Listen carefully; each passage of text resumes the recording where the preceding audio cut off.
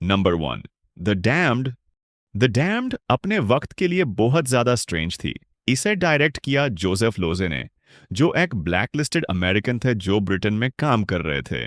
कहानी शुरू होती है एक रिबेलियस यूथ्स के ग्रुप से जो एक सीक्रेट गवर्नमेंट बंकर तक पहुंच जाते हैं। अंदर बछड़े होते हैं जो आइसोलेशन में पले बढ़े हैं, रेडिएशन से चमक रहे हैं, लेकिन उसके असरात से महफूज है नहीं। गवर्नमेंट एक्सटिंक्शन के लिए प्लानिंग कर रही थी। ब्रिटिश सेंसर्स को यह फिल्म बिल्कुल पसंद नहीं आई। टोन निहिलिस्टिक थी, वायलेंस ब्रूटल थी। लेंस लॉसी पहले ही अपनी लेफ्टिस्ट पॉलिटिक्स की वजह से शक के दायरे में थे, इसलिए स्टूडियो ने फिल्म को टुकड़ों में काट दिया। जब रिलीज हुई तो यह म्यूटिलेटेड वर्जन में थी जिसमें पूरे सबप्लॉट्स मिसिंग थे। क्रिटिक्स ने इसे इनकोहेरेंट कहा और जल्दी शेल्फ कर दिया। सालों बाद फिल्म हिस्टोरियंस ने ओरिजिनल कट आर्काइव्स में डिस्कवर किया। इसके थीम्स, आइसोलेशन और government secrecy cold war era में प्रोफेटिक महसूस हुए। लोसे की कोल्ड स्टील इमेजरी और इमोशनलेस बच्चों ने 70s डिस्टोपियन सिनेमा के ब्लीक टोन को पहले ही प्रिडिक्ट कर दिया था। ड्राइव इन क्राउड के लिए ज्यादा इंटेलिजेंट और पोलाइट, क्रिटिक्स के लिए ज्यादा शॉकिंग, लेकिन उसका रेडियो एक्टोग्लो कभी फेड नहीं हुआ। आज ये एक कॉमन लगती है जो धीरे से कहती है कि असल मॉन्स्टर्स फेंग्स नहीं, सॉटस पहनते हैं। Number 2, seconds. अगर तुम जिंदगी दोबारा शुरू कर सको तो क्या तुम फिर भी खुद से आजाद हो पाओगे? फिल्म को इन्वेसिव कैमरा एंगल्स और ग्रोटेस्क क्लोजअप्स के साथ शूट किया गया जो सिनेमाटोग्राफर जेम्स वॉन्ग हाउ ने क्रिएट किए। हर फ्रेम एक नाइटमेयर बन गया। प्लॉट एक मिडिल एज्ड बैंकर को फॉलो करता है जो अपनी मौत फेक करता है एक शैडवी कॉरपोरेशन के जरिए जो उसे नए बॉडी में यूथ और फ्रीडम का वादा करती है। वो हडसन के रूप में उठता है, एक हींडसम पेंटर जो कैलिफोर्निया में रहता है, लेकिन ये फ्रीडम जल्दी ही सर जाती है। कॉरपोरेशन हर वक्त उसे देख रही होती है, उसकी जिंदगी को पहले से ज्यादा कंट्रोल करती है। क्रिटिक्स ने इससे नफरत की। उन्होंने फिल्म को अगली और सिनिकल कहा। ऑडियंस जो रॉक हडसन से रोमांटिक एस्केपिज्म एक्सपेक्ट कर रही थी, थिएटर से निकल गई, जिसकी वजह से फ्रैंकेनहाइमर को जालिल होकर फेस्टिवल छोड़ना पड़ा। हडसन ने कोशिश की कि उसकी परफॉर्मेंस रियलिस्टिक रहे। उसने फियर और सेल्फ लोदिंग दिखाया जो उसकी स्टूडियो इमेज से बिल्कुल अलग था।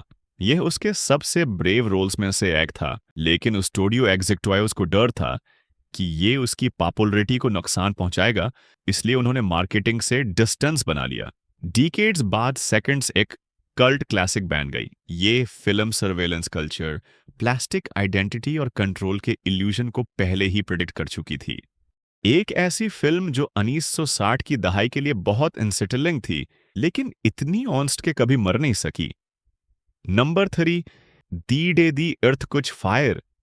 The day the earth cot fire एक ऐसे प्लैनेट की कहानी बताती है जो धीरे धीरे इंसान के अपने एटॉमिक एक्सपेरिमेंट्स की वजह से तबाह हो रहा है। शुरू में क्रिटिक्स ने इसकी रियलिज्म की तारीफ की, फिर उन्हें समझ आया कि ये एक अटैक है। कहानी लंदन में अनफोल्ड होती है जहां एक थाका हुआ जर्नलिस्ट एक खौफनाक सच जोड़ता है। राइवल सुपर पावर्स के सिमल्टेनियस न्यूक्लियर टेस्ट्स ने अर्थ को उसकी एक्सिस से हिला दिया है, जिससे दुनिया सूरज की तरफ झुक रही है। शहर जल रहा है, दरिया सूख रहे हैं, पैनिक फैल रही है। लेकिन इस दफा कोई एलियन इन्वेजन नहीं, सिर्फ इंसानियत अपनी बॉय हुई फासल काट रही है। सेंसर्स ने स्पीचेस को कट कर दिया जो न्यूक्लियर पॉलिसी को क्रिटिसाइज करती थी। कुछ थिएटर्स ने इसे स्क्रीन करने से मना कर दिया क्योंकि उन्हें डर था कि ये ऑलरेडी टेंस माहौल में अनरेस्ट फैला देगा। Behind the scenes director wall guest ने हर फ्रेम के लिए फाइट की। उनकी टीम ने स्ट्रीट्स पर रियल हीट वेव्स शूट किए, ऑरेंज फिल्टर्स और स्कोच्ड लाइटिंग का यूज करके बर्निंग स्काई का इफेक्ट क्रिएट किया। कास्ट ने सील्ड सेट्स के अंदर घुटन भरी गर्मी बर्दाश्त की ताकि ग्लोबल कोलैप्स का एहसास पैदा हो। रिजल्ट इतना रियल था कि देखना मुश्किल हो गया। जब रिलीज हुई तो बहुत से क्रिटिक्स ने इसे अलार्मिस्ट कहा, लेकिन वक्त ने इसे प्रोफेटिक साबित किया। इसका क्लोजिंग शॉट 2 न्यूज़पेपर हेडलाइंस दिखाता है, एक वर्ल्ड सेव्ड और दूसरा वर्ल्ड डूम्ड, जो फेट को अनरिजॉल्व्ड छोड़ देता है। ये एम्बिग्यूटी ऑडियंस को मॉन्स्टर से ज्यादा डरा गई। आज ये एक वार्निंग है कि एंड चीखों के साथ नहीं, बल्कि खामोशी और धुएं के साथ आएगा। Number 4, planet of the vampires. Planet of the vampires critics ने इसे इटालियन पल्प कहकर डिसमिस कर दिया, लेकिन इसका इन्फ्लुएंस आज भी साइंस फिक्शन में नजर आता है। कहानी शुरू होती है जब दो स्पेस क्राफ्ट एक डार्क प्लांट पर लैंड करती हैं जो धुंध से घरा होता है। जल्दी ही क्रूज एक दूसरे के खिलाफ हो जाती हैं, इंसिवन एंटिटीज के कंट्रोल में जो खौफ पर फैड करती हैं। बाबा ने इसे बहुत छोटे बजट पर शूट किया। कलर्ड गिल्स और फॉग मशीन्स का यूज करके कार्डबोर्ड सेट्स को कॉस्मिक हॉरर के सीन्स में बदल दिया। वेटिकन ने रिपोर्टेडली उन सीन्स पर ऑब्जेक्शन लिया जहां यह सजेस्ट किया गया कि रूह को मौत के बाद चुरा या फंसाया जा सकता है। अमेरिकन सेंसर्स ने नए डायलॉग्स ऐड करने का डिमांड किया ताकि फिल्म के ब्लीक एंडिंग को हाइड किया जा सके, जहां इंसानियत खुद एलियन स्पिरिट से इन्फेक्टेड हो जाती है। सालों तक इसका अनकट वर्जन मिलना नामुमकिन था। Behind the camera cast heavy leather suits में तेज लाइट्स के नीचे काम करते हुए लगभग घुतान का शिकार हो गई। शुरू में क्रिटिक्स ने इसे सिर्फ चीप स्पेक्टिकल समझा, लेकिन डिकेड्स बाद जॉन कार्पनर से लेकर डीन ऑफ बायनर तक के डायरेक्टर्स ने माना कि ये उनके स्पेस हॉरर क्लासिक्स के लिए इंस्पायरेशन थी। आज प्लांट ऑफ द वेम्पायर्स एक सीएश जैसी लगती है जो सेलुलॉइड पर प्रोजेक्ट हो रही हो। कॉस्मिक करप्शन का ऐसा विजन जिसे क्रिटिक्स ने दबा दिया था क्योंकि ये बहुत गहरा अंधेरे में झांकती थी और वहां उन्हें कुछ इंसानी नजर आया। Number 5, the Andromeda strain. The Andromeda strain Michael Crichton के क्लिनिकल इमेजिनेशन से पैदा हुई और रॉबर्ट वाइज ने इसे बहुत कोल्ड प्रिसिजन के साथ फिल्म किया। ये सवाल करती है, क्या हो अगर सबसे बड़ा खतरा जंग नहीं बल्कि एक ऐसा माइक्रोवेव हो जो इतना परफेक्ट हो कि उसे मारा ही ना जा सके। एक सैटेलाइट डिजर्ट में क्रैश होता है और कुछ ऐसा लेकर आता है जो नजर नहीं आता। एक पूरा शहर रात भर में मर जाता है।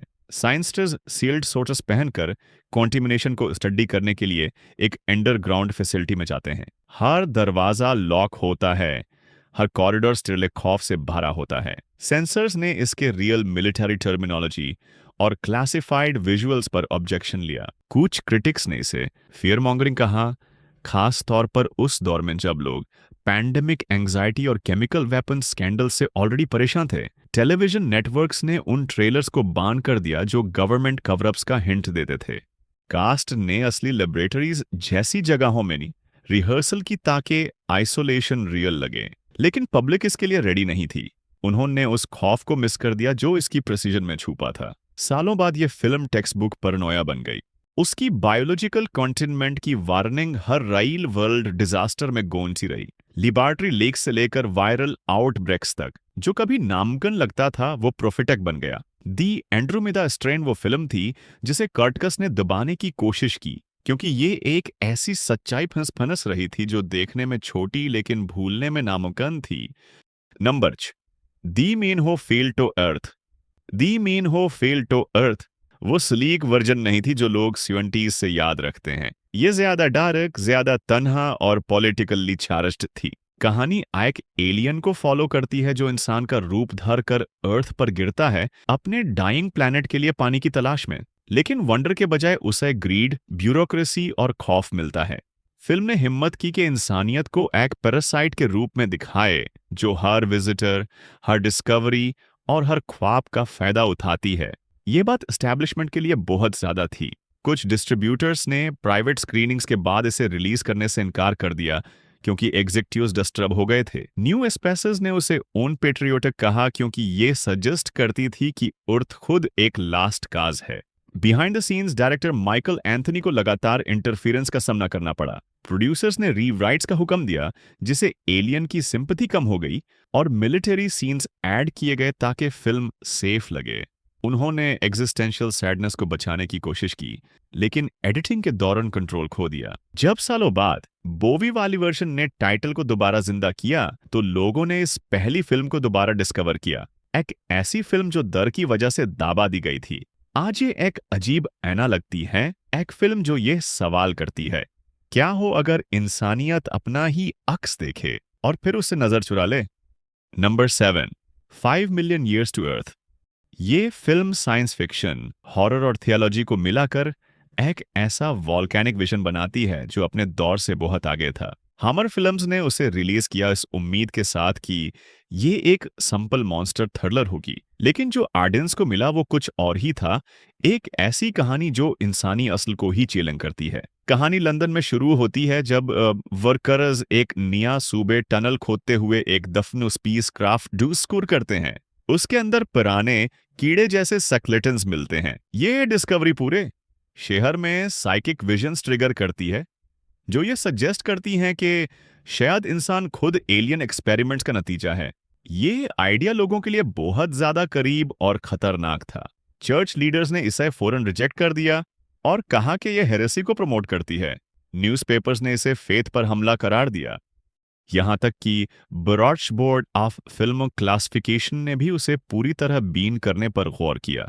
हेमर के एग्जेक्टॉयज घबरा गए और उन्होंने प्रोमोशनल मटेरियल काट दिया जो फिल्म के रिलीजियस पहलू को हाईलाइट करता था। वक्त के साथ ये फिल्म एक कल्ट रेवलेशन बन गई। फिल्म मेकर्स जैसे जॉन कारपेंटर और गियर्मो डेल टोरो ने इसकी साइंस और स्पिरिचुअलिटी के मिक्स को अपनी इंस्पिरेशन बताया, जो फिल्म का भी डेंजरस समझी गई थी। आज एक ऐसे विजन के तौर पर जिंदा है जो यह कहने की हिम्मत करती है कि शायद शैतान हमारे डीएनए में ही रहता हो।